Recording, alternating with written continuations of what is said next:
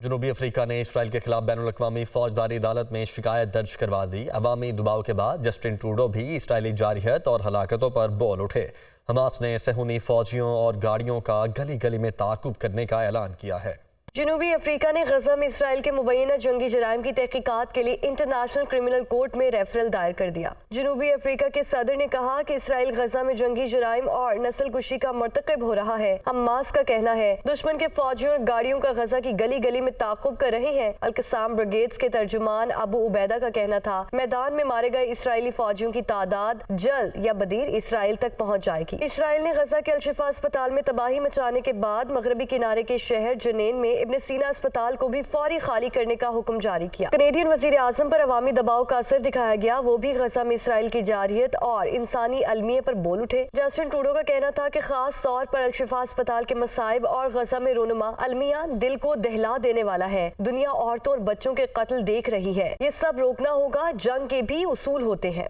غزہ میں جاری اسرائیلی فوج کی سفاکیت کے خلاف دنیا بھر میں عوام سراپا احتجاج۔ امریکہ، برطانیہ، اسپین، نیدرلینڈ، بیلجیم، جنوبی کوریا اور لبنان سمیت دنیا بھر میں مظاہرے اور ریلیاں۔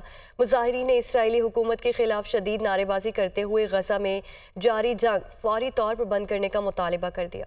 نیو یارک میں یونیورسٹی کے طلباء نے فلسطین کی حمایت کے لیے ریلی نکالی۔ مظاہرین نے فلسطینی پرچم لہراتے ہوئے اسرائیلی حکومت کے خلاف شدید نعرے بازی کی۔ فضائیں غزہ کو جینے دو اور فری فری فلسطین کے نعروں سے گونجتی رہیں۔ کیلیفورنیا میں فلسطین کے حق میں مظاہرہ کرنے والوں نے سین فرانسسکو کا بے برج بلاک کر دیا۔ مظاہرین نے غزہ میں جاری انسانی حقوق کی خلاف ورزیوں اور فلسطینیوں کی نسل کشی بند کرنے کا مطالبہ کیا۔ غزہ میں جنگ بندی کا مطالبہ کرنے کے لیے ہزاروں افراد برطانوی پارلیمنٹ کے باہر جمع ہوئے۔ مظاہرین نے برطانوی وزیر اعظم رشی سونک سے غزہ میں فوری جنگ بندی میں کردار ادا کرنے کا مطالبہ کیا۔ دوسری جانب نیدرلینڈ میں بھی بڑی تعداد میں عوام فلسطینیوں سے اظہار یکجہتی میں باہر نکل آئی اور غزہ میں جاری مظالم فوری بند کرنے کا مطالبہ کیا۔ اسپین کے دارالحکومت میڈرڈ میں بھی بڑی تعداد میں عوام فلسطینیوں سے اظہار یکجہتی میں سڑکوں پر نکل آئے۔ مظاہرین نے غزہ میں جاری انسانی حقوق کی خلاف ورزیوں اور اسپتالوں، عبادت گاہوں اور پناہ گزین کیمپوں پر حملوں کی شدید مذمت کی۔ بیلجیم کے دارالحکومت برسلز میں امریکی سفارتخانے کی عمارت کے سامنے فلسطینیوں کے حق میں مظاہرہ کیا گیا۔